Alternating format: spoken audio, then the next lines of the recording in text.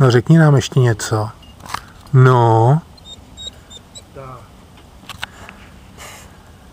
Ty jsi hodná. Hodný pejsek. Co ty chceš už jít domů, ale jedně, že bych tě zapnul, miláčku. Stejně na to. No.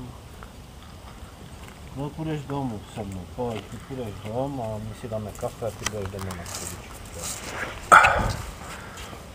No, Lučku, jdeš paničku. Já tě chci, to víš, že bych tě tu nenechal. Ty můj miláčku, pomaličku, pojď sem, pojď ke mně, stůj. Tak, no počkej. No, ty. No, paniček. No co ty mě tak čucháš? No byli jsme za paničkou, no? V ordinaci. Ale no, pojď. Počkej, tak bo mi ruku vykroutíš, pojď.